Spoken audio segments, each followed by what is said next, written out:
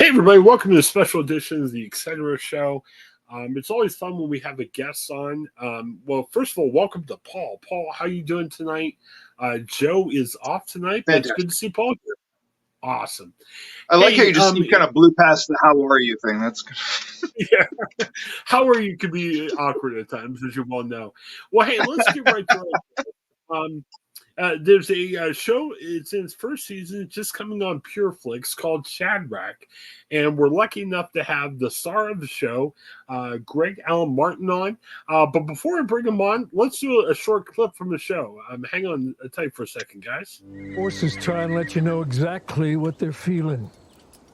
He's saying he doesn't like it here. That's why he won't eat? Swishing his tail, that means he's irritated. He's pawing the ground, that's frustration. Showing us the white in his eyes, that's anger or even fear. All because we moved him to a new stall? Let's put him back in his old home.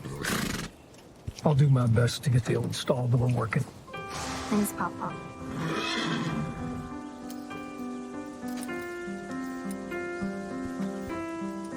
I'll take you out to the pasture. That's Shadrach. You can see that on PureFlix, and we're fortunate to have the star of Shadrach, Allan Martin, on. Greg, thanks for coming on. How are you today? Thank you. Although I'm going to have to take issue with the star. The star is Shadrach, the horse. Okay, the horse. Okay.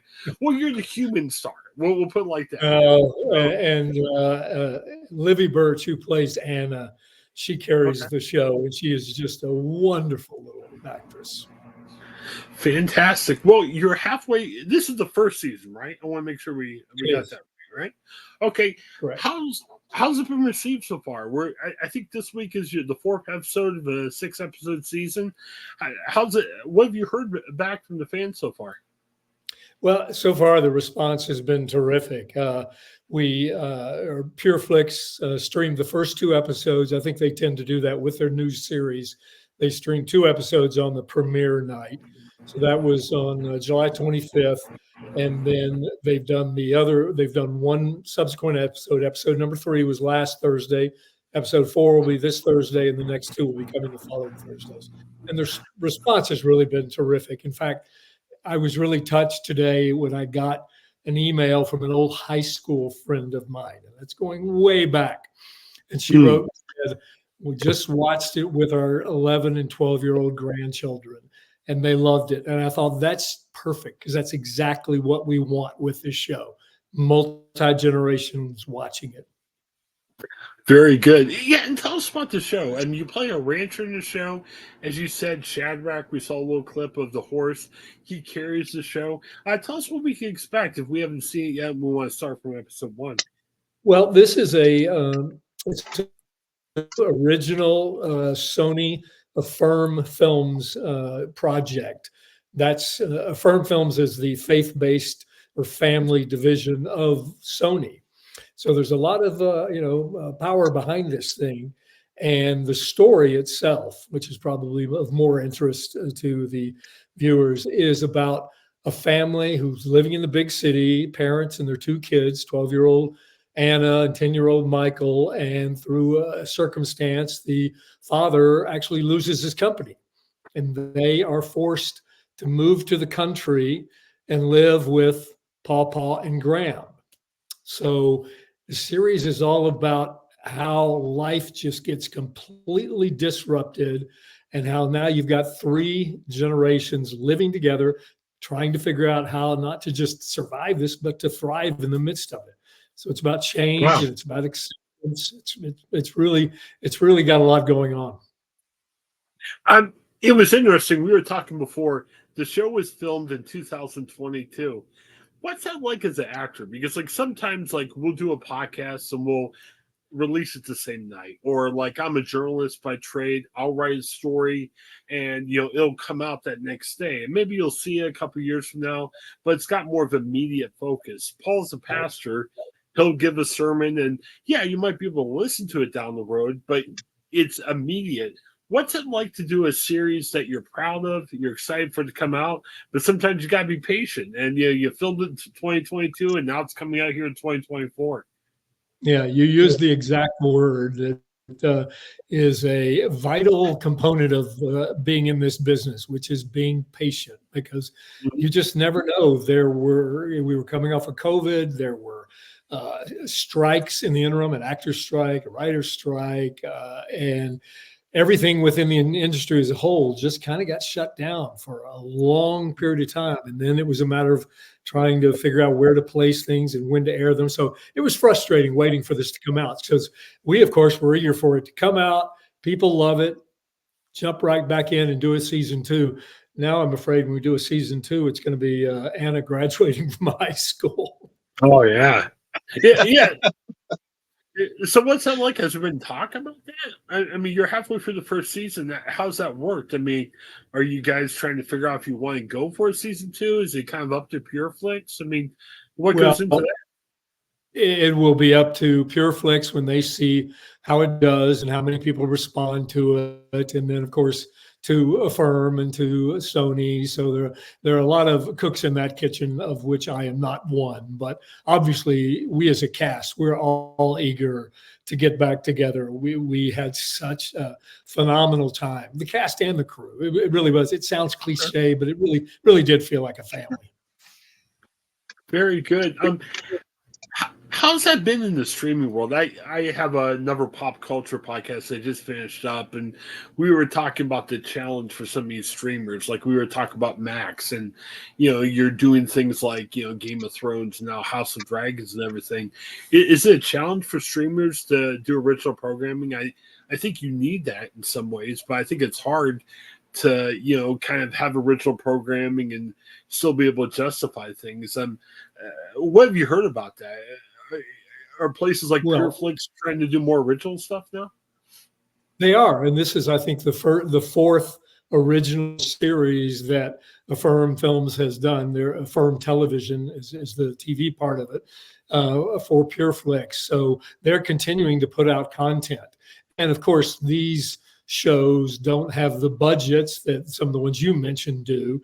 And in the industry as a whole, post the strikes that went on last year, I think everybody was thinking and hoping that, wow, production will just explode. But the truth is, the reason those strikes happened and the reason the shutdown happened was because it was a model that just was not sustainable. They were pouring so much money into those productions. And you see it with all the ones you're thinking of. Shows like that, just hundreds of millions of dollars, and then when they couldn't sustain that. So the industry as a whole has contracted, and there's not as much production now. I think that's good though, because then there's a more emphasis on the quality of it than the quantity. I've seen sometimes with streamers, they'll just throw everything out, and now it's like, hey, you really got to prove that you can make it if you're going to have a show out there. So, yeah, very very good. Your career, you've done like Ozark. I think you did Young and the Restless before. What do you think about family films and the faith films? Do you think they have a staying power, not just with what you guys did, but in the future? You think there's a appetite for more like family friendly or religious entertainment like that?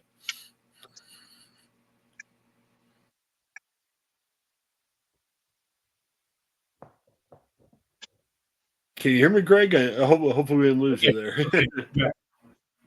Yeah. I don't know if that's on my end or your end. Oh, it's technology in 2024. That's the unfortunate thing. Yeah.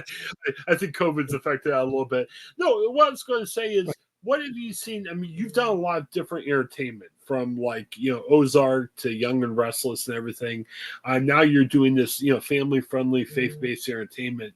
How do you see? How's that progressed and grown? I mean, I've seen some faith-based movies in the 60s and 70s that were very amateurish at best. Has the quality of that grown? I mean, I've seen a good quality in what you've done. Have you seen that in your series as well as other series out there? Yeah, I just think there's been an explosion of really quality faith-based and family content over the last few years, and it's been really encouraging, because that speaks to my heart more than anything. But you look at The Chosen and just how the worldwide phenomenon that's become.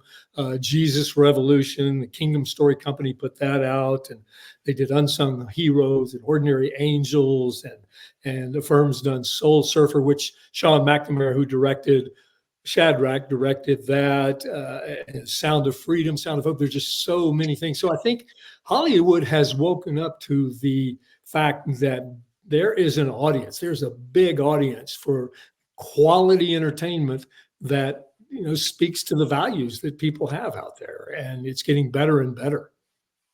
Yeah, I like to.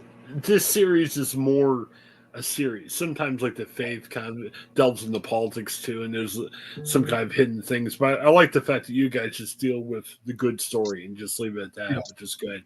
Hey, I want to give Paul a chance to ask a question. Sometimes I get a little wordy at times. So, Paul, what do you have for Greg?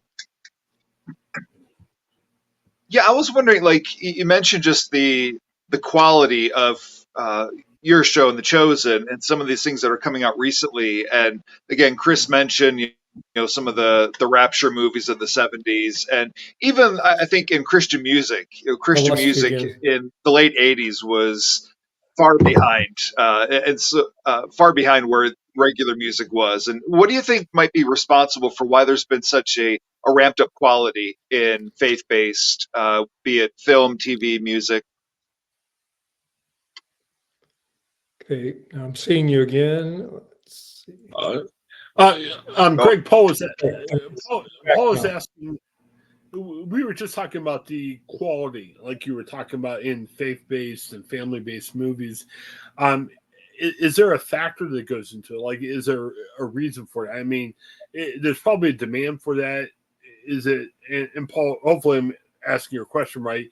It seems like, is there better people producing them? I mean, is that what you're asking, Paul?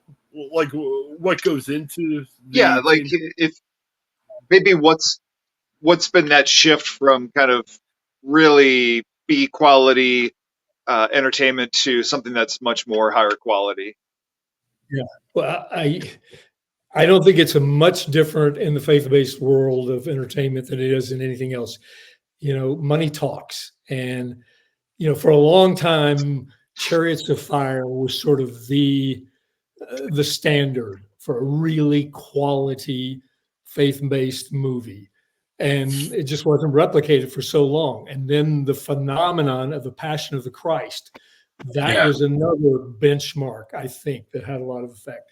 But then slowly, people started coming together, and more and better talent on the production side first and foremost, but on the acting side as well, recognizing that, hey, there's an audience out there. Let's produce something that those people are going to respond to. And then when those things are successful, it starts a snowball effect. I mean, Jesus Revolution was last year, the year before, the money that made. I mean, studios, even though it's not making the kind of money that a Marvel movie would make, based upon the profit margin on that, it's significantly more. So that's what's happened. People who say, okay, you guys can make money doing that, we're going to give you more money. And that draws bigger and better production budgets, bigger and better talent to it. You're not being pitched, or you haven't heard of any pitches about a Marvel Christian movie or faith-based movie? Yeah, have you? Okay. I'm afraid that might be. I haven't seen that Christian character in a Marvel movie yet. Okay. You never know. Maybe someone will have an idea, or maybe we can combine an idea. Who knows? I see a Bible Man and Avengers crossover, maybe. There you go. There you go. I like that. That'd be great. So what's next for you? I mean, like, you were talking about, hey, hopefully a season 2 comes. I know PureFlix is probably just tracking the response to that and everything. But, well, first of all, before I ask it, how does PureFlix track that? Like, do they kind of say, hey, this many people watch the episode? Like, how do they figure out how your show is tracking? Do they track the watches, or how do they do that? I wish I knew the answer to that. The funny thing is, it's been a controversy for quite some time, and it was part of the issues. One of the issues in the strike was the streaming services, in particular Netflix. They just weren't telling anybody how they knew and what they knew about viewership and how they knew it. So it's a little bit murky to me how they know that. I mean, if people watch it and let PureFlix know about it, how much they love it, they write in and ask for more, and PureFlix sees the subscription numbers go up. I'm sure they have their ways of determining it. Well, do Greg a favor if you're out there watching this. There you tweet go. about how Shadrach's great, or do a Yeah. Facebook post, whatever else the case might be. All right. Well, before I was asking that, what's next for you? I know hopefully we'll have a season 2 of Shadrach, but anything else on the docket? Nothing immediate right now. There's a number of auditions that I've done that I'm waiting to hear back on. And again, there's a bit of a contraction within the industry. There's just not as much out there right now. And in the meantime, I just retired not too long ago from the DA's office in Los Angeles County. So I'm enjoying retirement and doing some traveling, and just waiting to see whatever God has in store next. So you were working for a district attorney? Yeah. Wow. What did you do there? I didn't know this. I was a DA for over 25 years. Really? Wow. Wow. Okay. Yeah. So this is the acting's always been a hobby, but even while I was in the DA's office, I was a member of a theater company in Hollywood, and I did probably 25 plays with them while I was a DA. And people would say, well, you're a trial attorney during the day. Why do you go do theater at night? And I would just say, well, because an audience of only 12 people at a time was just not enough for my ego. So. Oh, I'm blanking now. I can't even think of the show now. The NBC court, like, Law and Order. Let's have a faith-based version of Law and Order. Maybe you're that DA that you prosecute the criminals, but you witness them at the same time. Yeah. That's believe me, I've thought about that, about how to do that. Yeah. We could have Faith, Law and Order, and that would make PureFlix money for years, Paul. What about that? I bet you Paul would see that. Paul would subscribe to PureFlix just because then you've got all the spin-offs of the faith-based Law and Order. You're going to have the special victims units and right. Oh my gosh. We just made PureFlix a lot of money, and I'll give that idea. I won't, claim ownership of it. Okay. Well, Greg, thank you so much. I appreciate it. It was fun having you on. Best of luck for Shadrach. Like I said, episode 4 is airing this week, but the great thing about streaming is, hey, subscribe to PureFlix tonight, and you'll be able to see the whole season whenever you want to. So hang on for a second afterwards, and thanks for checking us out. Have a great day, everybody. Thank you.